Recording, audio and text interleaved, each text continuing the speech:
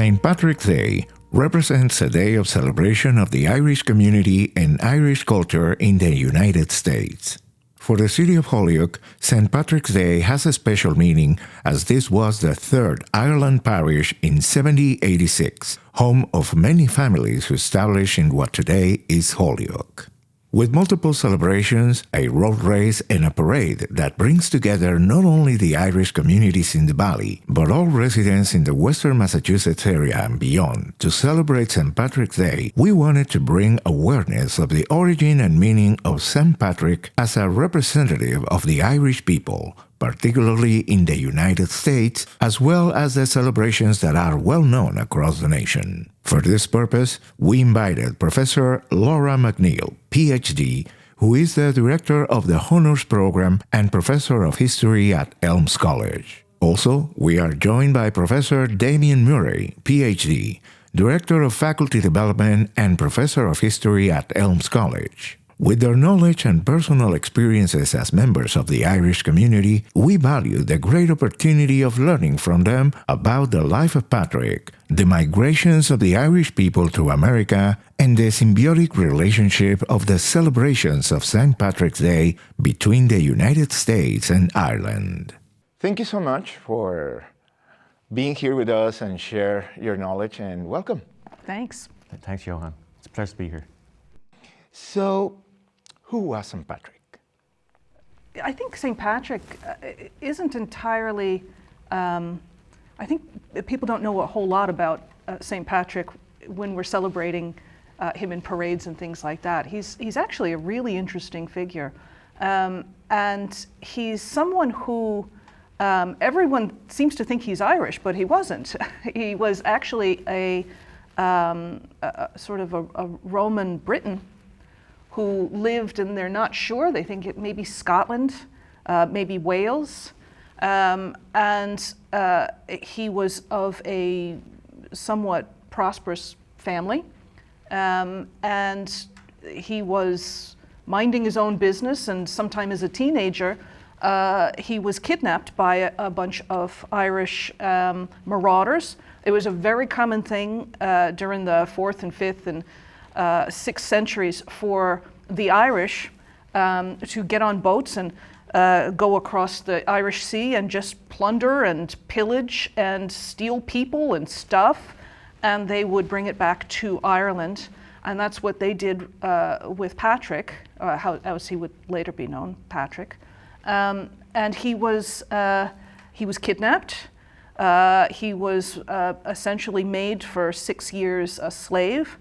And he was someone who guarded cattle and sheep and whatnot until eventually, he would say by divine intervention, he was told to make a run for it. So he escaped and he came back home to Britain, where he found that he didn't really fit in anymore. He had gone through something very traumatic, and as part of his time as a slave, he began to commit himself to Christianity and convert to Christianity. And when he went back home, he decided that it was incumbent upon him to become part of the clergy. And once he was ordained, he very bravely got back on a boat and went back to Ireland and made a point of trying to reach out to Christians who were already in Ireland, but also to convert people who are not yet Christians. So, I don't know, in a nutshell, that's who St. Patrick was. Yeah. I think also that his way of bringing Christianity to Ireland was actually unique. As for so much of Christian history, Christianity was brought to pagan nations, pagan countries through violence and war. And Patrick arrived in Ireland without any weapon and by himself and just started to preach to people. Now, we think there were probably some Christians beforehand, a very small number, but he's the one who's given the credit primarily for turning Ireland into a Christian nation. And I think part of his magic or his skill was to sell Christianity as something that was hopeful. That's right. And whereas in the past, the Irish, so we say we're a mystical people, and believe that the other world would occasionally sort of intercede into their world, and sometimes in a scary kind of way. What Patrick suggested or taught them was that actually the other world is where God is, and God loves you, and He protects you, and it sort of inspired a more, what some historians say is a more joyful type of approach to Christianity that the Irish had. And one of the things that sort of is distinctive about what became known as the Celtic Church. Now, I don't know if your viewers understand what the word Celtic means. The term it refers to a family of languages like the Romance languages, and so Irish Gaelic is one language in that family of languages. But after the Middle Ages, the Irish Church, before it became more clearly integrated into the Roman Catholic Church, was seen as the Celtic Church, referred to as the Celtic Church, which is often seen as Ireland's golden age. And so St. Patrick then is the leading figure. And I think St. Patrick's rise to sort of ascendancy, if you like, after his death is also an interesting story too, because he died. His main area for evangelizing was in the north of Ireland, especially around an area called a county called Armagh, and it's believed that that's where he died in Downpatrick. And so in the 7th century, there was a figure, local sort of religious and political figures there decided they wanted to sort of elevate the importance of their territory, and so they had a scribe write a history of St. Patrick and basically portray him as Ireland's patron saint. And so the cult of St. Patrick did sort of develop over then the next few centuries, and by the 10th century, historians say you can see that there were some celebrations of St. Patrick, maybe around the time of his death, and we think March 17th is rumoured to be when he died. And so that's why we celebrate St. Patrick on March 17th. But it wasn't until the 1600s that the Vatican actually sort of officially sort of accepted him as one of the patron saints, and that he will be in the annual list of days, religious days of observance by Catholics around the world. And so the key figure here was a Franciscan named Luke Wadding, an Irishman who went to Rome, and he was the founder of the Elms College in Rome. And he was the one who, while working on a commission to reform the breviary, he made sure that Patrick was put into the official list. And so from that point on, he was acknowledged as the patron saint. But it's also in the context of the struggle that was going on in Ireland in the 1600s between Catholics and Protestants. This is sort of the aftermath of a century of English people and the English government who now rule Ireland, trying to spread Protestantism and force the Irish Catholics to convert. And that sort of, sparked some political struggles, especially in the 1640s. But what was happening was that Protestants in Ireland, in order to legitimize their church in Ireland, also claimed St. Patrick. They also argued that actually when the English came originally in the 12th century to Ireland, they brought with them the sort of more Roman Catholic features, and that the Protestants who were rejecting the Roman Catholic Church from the 1500s onwards were now the true inheritors of the Celtic Church and St. Patrick. So there was a little bit of rivalry there. And so Luke Wadding, as a Catholic Franciscan priest, he was trying to sort of lay claim to St. Patrick to be, no, he's the Catholic, he's one of us. But fortunately enough, St. Patrick has never really been a divisive figure. Even up to today, both Protestants and Irish Catholics claim St. Patrick, celebrate him on March 17th, and in many ways he's a kind of a unifying figure in that sense. And maybe thinking about that unifying element, when we see the historical process of migration where Irish people begin to leave the country and then go to the Americas and settle. And of course, when you migrate, you leave everything behind. And at the same time, you try to bring with you whatever you can. And sometimes it's not even tangible things, but it's your beliefs, your traditions, the knowledge of your ancestors and the family that you belong to, your people. So that way, wherever it is that you're going to settle down, you can bring that and somehow emulate that meaning. How St. Patrick came all the way through the ocean and continued being an important icon of representation of the Irish people once settled in the Americas? Well, I guess by the time Irish immigrants began to come to North America in large numbers, I mean, they're coming since the 1600s in small numbers. By the 1700s, there are tens of thousands coming from the north of Ireland. Those were mainly Presbyterians who originally had some Scottish background, so later on they would become known as the Scots-Irish. But even in the 1700s, we can begin to see some important sort of celebrations of St. Patrick in North America. I think the first one was very early, though, wasn't it? It Oh, was yeah. way before you would see massive immigration. So I think, it would have been the early 1600s. Yeah, I was going to say, if I was telling the story like 10 years ago, I would have said like, oh yeah, the first celebration was probably in the 1730s with the Charitable Irish Society, which was a Protestant charitable society trying to help out Irish immigrants in Boston. I would have said that the first parade was probably of Irish soldiers in the British Army in New York in 1766.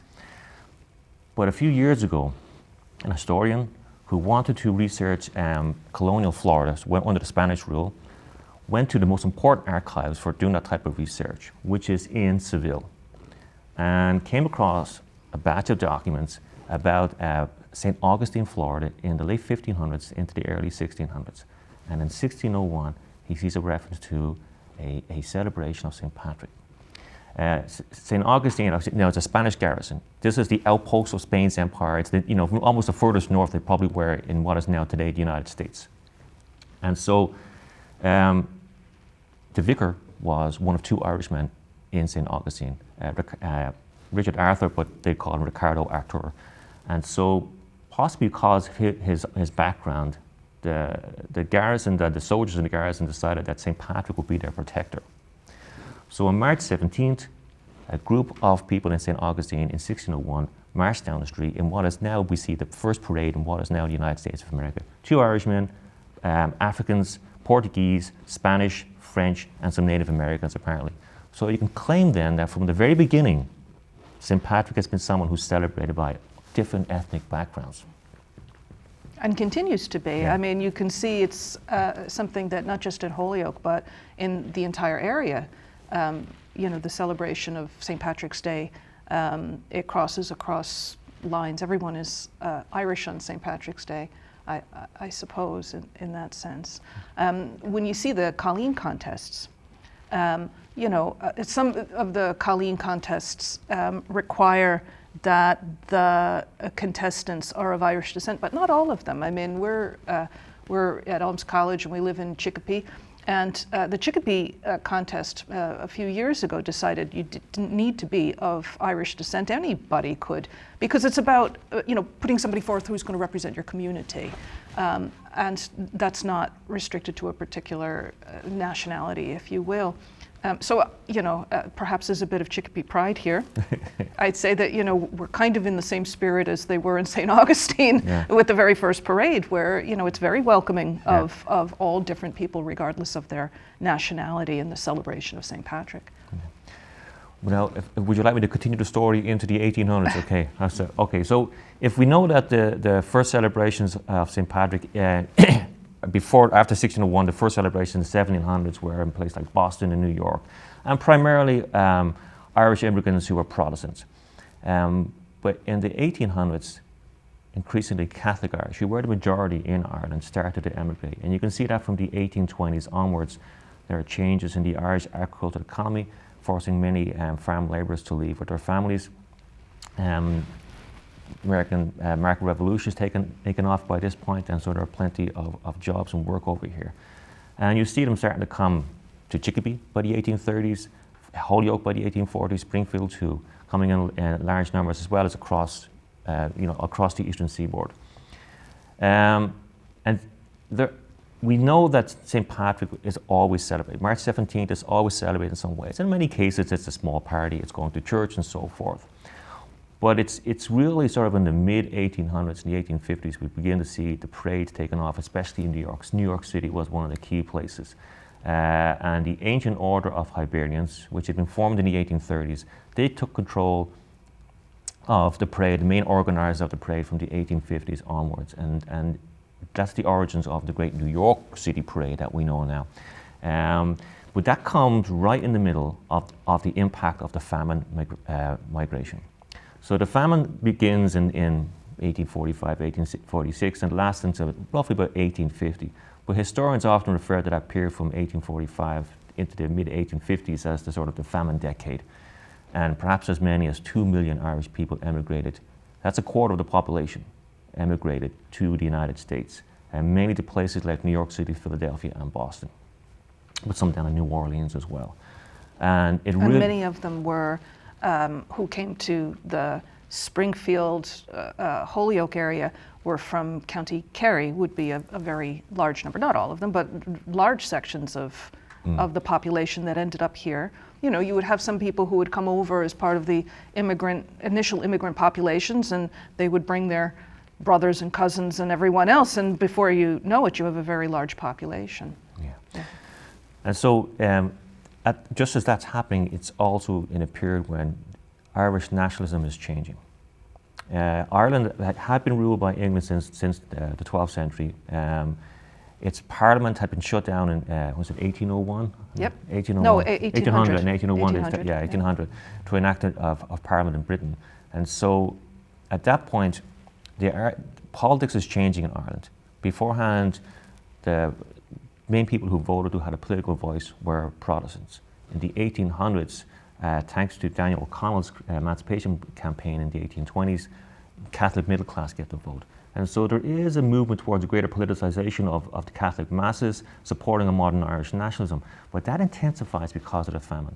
Because immigrants come over here, they decide, especially these particular group called the Young Irelanders, was it John Mitchell, I think, is mainly to blame for this, or there was credit for this, blamed the British for the famine, and intensifies support among the immigrants here for Irish nationalism that influences Irish nationalism going back in Ireland.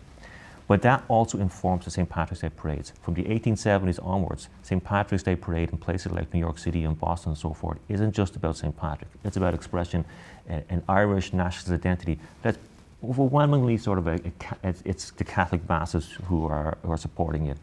And so that continues then into the early 1900s. By the beginning of the 20th century, March 17th is known across the country as a great day of celebration for the Irish. They're now taking over the public spaces. They're controlling politics in cities like New York, Philadelphia, and Boston. In Boston, they managed to get March 17th declared an official holiday. Now, there's a reason for that. That's because it overlaps with Evacuation Day. During the Revolutionary War, I don't know if you know the story, Revolutionary War, the British controlled Boston.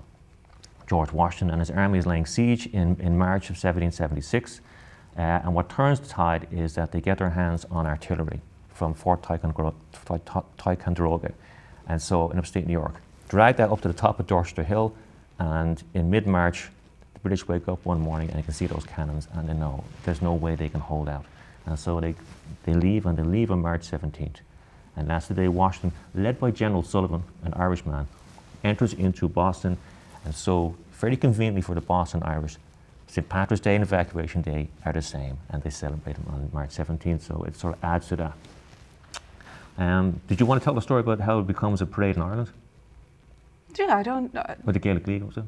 The role of the Gaelic League? No, I don't think that's necessarily to Johan's point or question. Yeah. Well, the point I want to make was that it's sort of what's happening in America among the immigrants. They're the ones who are really leading the parade. It's not necessarily a parade in Ireland at first. It's the celebration. So people hold and have dinners. The elite have dinners. Even the people in the main sort of British centre of Dublin Castle are having dinners to celebrate St. Patrick's Day. Ordinary people are doing it in their homes. They go to church, and that's how it's sort of commemorated for much of the 19th century. But, and this is take it back to the point Laura's making about many people come from places like Kerry during the famine. What's happening in the famine is it accelerates the decline of the numbers of people who are speaking Gaelic Irish. And then the further west you go in Ireland is where you're more likely to see people who speak Gaelic as natives. And so by the late 1800s, there is a movement emerging in Ireland to try and revive the use of the Irish language, and a new organisation called the Gaelic League of Ireland, it's created in 1893. They decided St. Patrick is really a great way to sort of just focus interest on the Irish language. And so every year they would have what's called a Seacht na Gaeilge, or an Irish-speaking week leading up to St. Patrick's Day, as a way to sort of drum up interest in the Irish speaking and campaigning to get it declared an official holiday. We're still under British rule at this point. But in 1903 they succeed, and there's an act of Parliament in Britain to make St. Patrick an official holiday in Ireland. And it's in 1903 then that the first ever parade is held on St. Patrick's Day in Ireland in Waterford City. So it's this is where what's happening in America actually influences how St. Patrick then is celebrated. And there's a lot more about that we can talk about the 20th century, but I don't want to go on and on. It is really great to see how this process goes back and forth, and that presentation, even though it takes its own ways of manifesting in Ireland and the United States, it keeps somehow those connections and that significance about representation, legacy, and history. Now, you mentioned that this celebration of the week before St. Patrick, in order to promote the language, is something that maybe it should be happening more, maybe currently in the US, particularly thinking about the way to connect the new generation of Irish descendants to understand and appreciate and embrace their heritage. Do you think is enough, or is a good way that is happening today, or that it should be more of it, or what are your perception on that? I think, St. Patrick's Day has become something of I don't know, a Bacchanalian festival of sorts, and is very popular for that. But for people of Irish descent who want to go just a little beyond the surface, green beer and late night partying, I think, there are sometimes opportunities that are offered locally and really in various universities that have Irish studies programs. They often have things in the week before St. Patrick's Day that will celebrate some element of Irish culture. At Elms College, we offer Irish language courses. We have for the past maybe 15 years or something. We bring over an Irish Fulbright to teach our students the language. And then they also give opportunities to students to go and learn the language back in Ireland in the regions that still speak the Irish language, which are called the Gaeltacht. Mm-hmm. But yeah, I think that especially in places like, I don't know, in New York and Boston and maybe here in the Holyoke, Chicopee area, you will find colleges and universities that can kind of offer Irish studies programs and things like that can give a little bit more in-depth understanding beyond what people would get from one day of hanging out at an Irish bar for St. Patrick's celebrations. Yeah. And the language is an important part of that. There is a Dáilc na Gaeilge, the Students of Ireland, Irish, who, it's an organisation that exists year round, and they have events and so forth. Not necessarily St. Patrick's Day. During the summer they have, I think, an event in Elms College. Mm-hmm. So there's a lot of opportunities through organisations like that for people to explore their Irish heritage. And you don't even have to be Irish to learn Irish language. There's a lot of people who learn who are not of Irish background. And as Laura was saying, there's Irish studies programs, Elms, Boston College, Notre Dame, across the country. There, it's a common thing. So it is there. And of course, I should mention we have the Irish Cultural Centre of Western New England. They've been so supportive. So supportive of the Irish language They've program. been so supportive of our Irish studies, efforts. Yeah.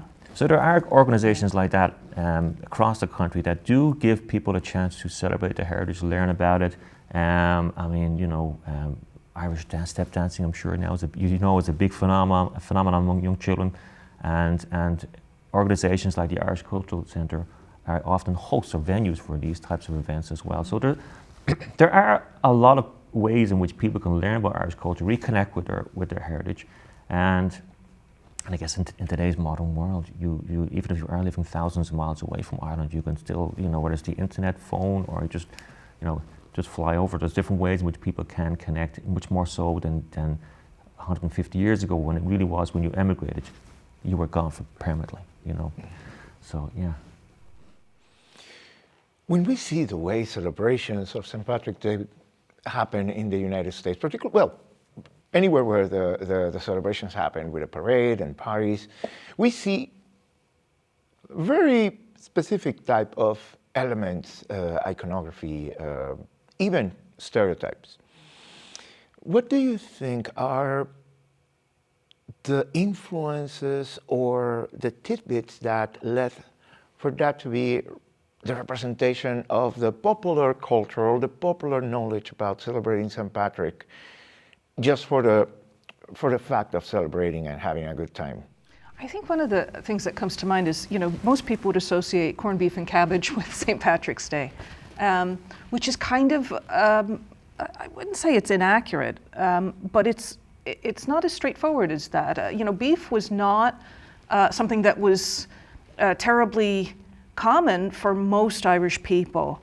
It was they didn't tend to have a lot of access to that particular kind of meat.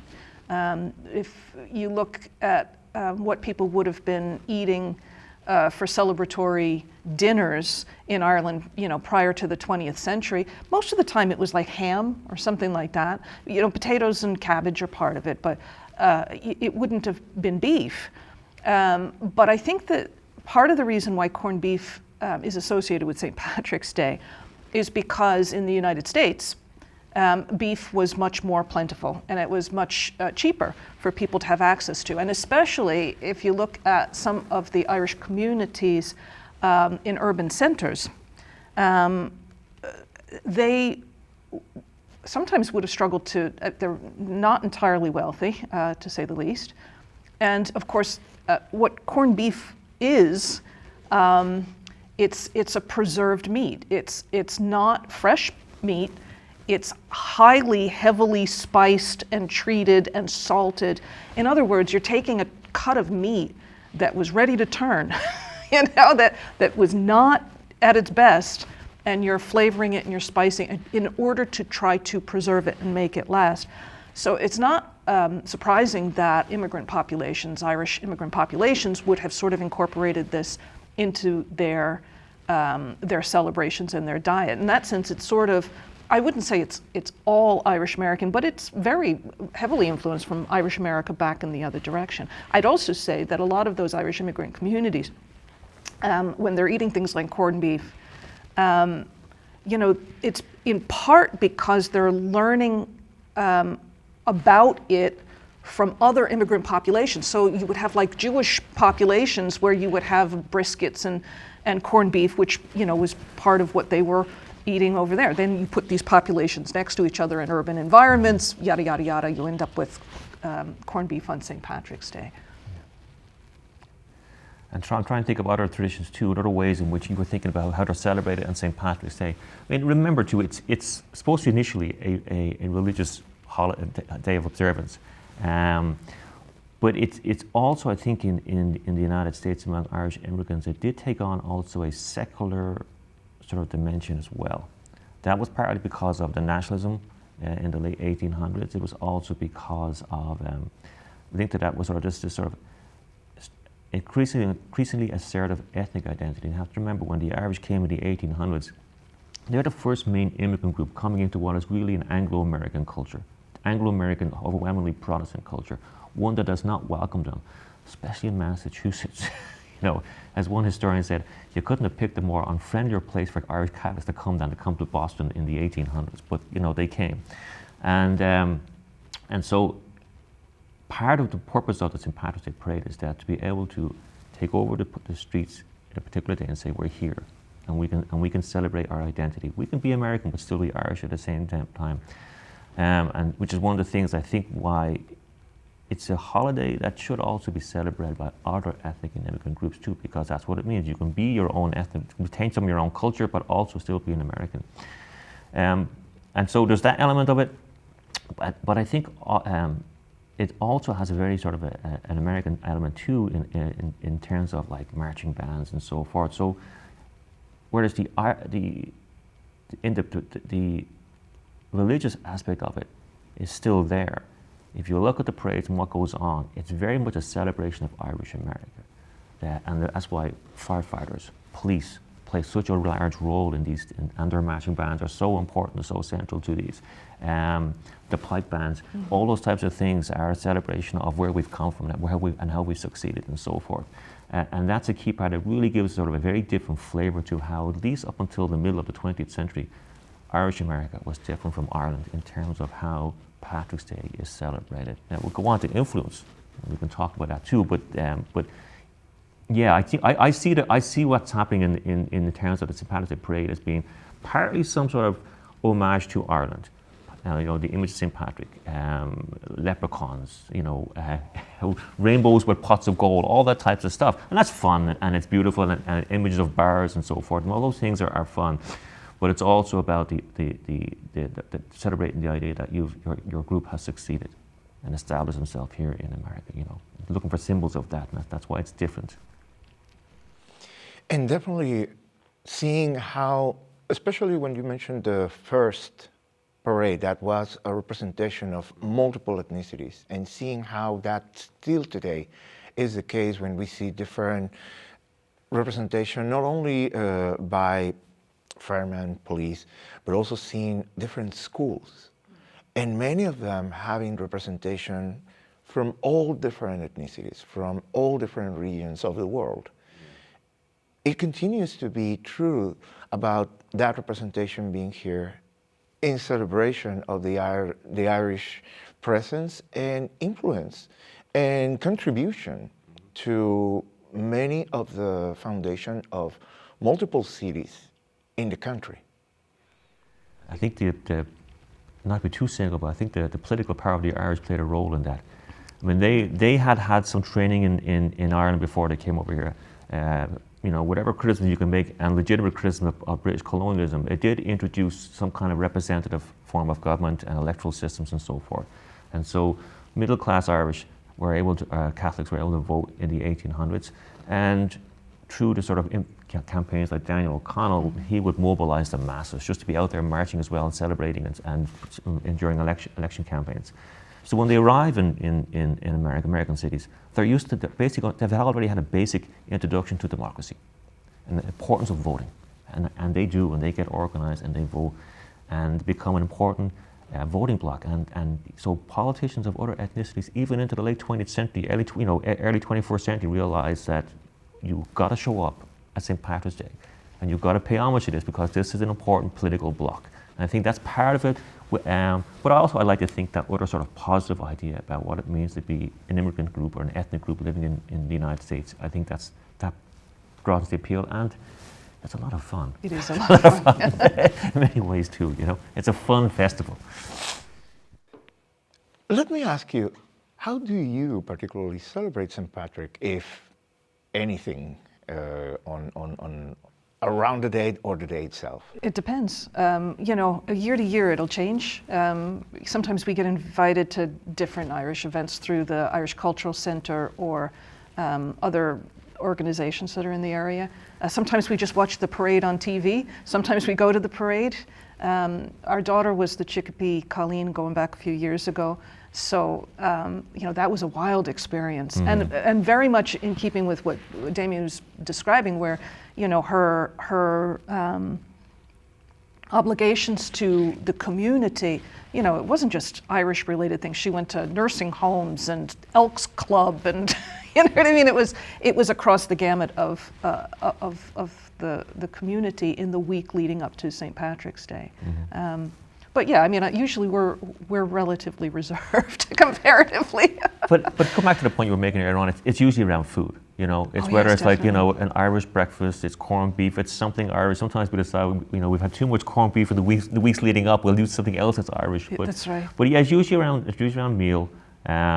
and you know, sometimes we'll go to the parade and so forth. But yeah, those are just the sort of simple sort of ways in which we celebrate it. You know, we're not that different from other people, you know, with our holidays. It's food related.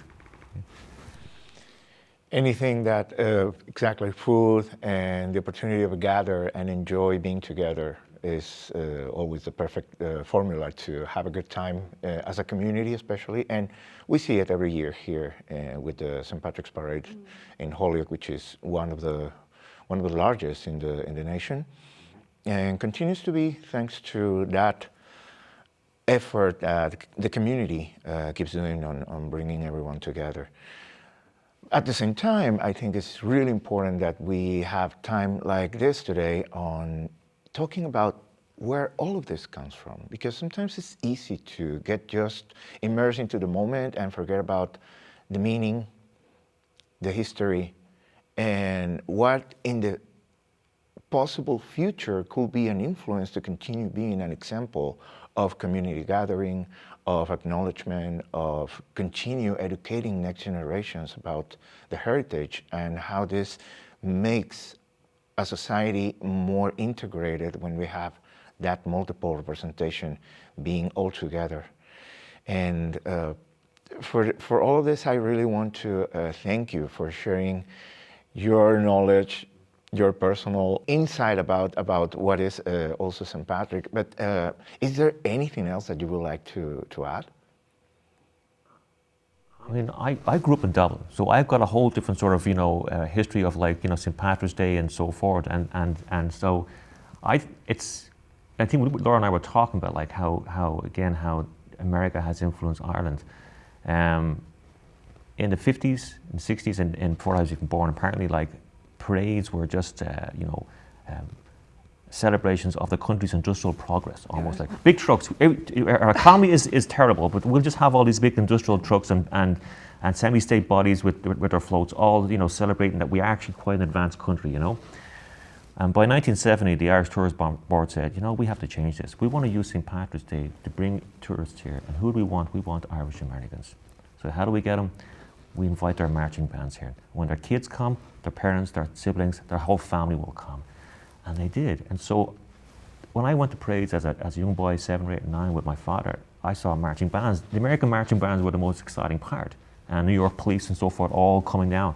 And so that was the really exciting part of the parade. I didn't realize this was a new thing. And so that continued then. And another thing too was, of course, when the Irish Americans came here and they came to celebrate, they realized after the parade was over, there was nothing to do because the bars were all officially closed on St. Patrick's Day in Ireland. And because they wanted something to do, the Irish government changed the law and the bars are now open on St. Patrick's Day. So that became the side. And for a long time before that, the Irish had looked down their nose at Americans' celebration, like, this is very schmaltzy. It should be a more dignified religious thing. But then when they realized they needed the money and they want tourism, they changed it around and it came more Americanized. And then in the 1990s, an Irish Prime Minister named John Bruton, who just passed away last week, he said, we need to make it a little bit more Irish again. And so be more creative. And he turned to the head of one of the main theatres in Dublin and said, let's see if we can celebrate Irish artistry. And so they created a new commission. And from 1996 onwards, it's been, still retains the marching bands, but they've gradually turned into more and more of a multi-day festival. And now you'll have, like, all these sort of, like, festive, artistic Irish groups coming out and celebrating with all sorts of big giant puppets and all that type of stuff. And it becomes a really sort of more something akin to what you see maybe in European or even other Latin American. Like Carnival type thing. In Italy, for example, where you would have big, you know, sort of celebrations with floats and paper mache puppets, joint things as well. And it's just a much more intense thing. And from what I can see on TV, because I'm never at home, it's a beautiful. It sounds like it's a lot of fun, but it's got that right, nice blend of the influence of the American one, but also something that's also unique to Ireland as well. And I think, it shows you how Irish population, the Irish diaspora, are still always in contact and influencing each other. Mm-hmm. And it's a way again of it comes out on St. Patrick's Day.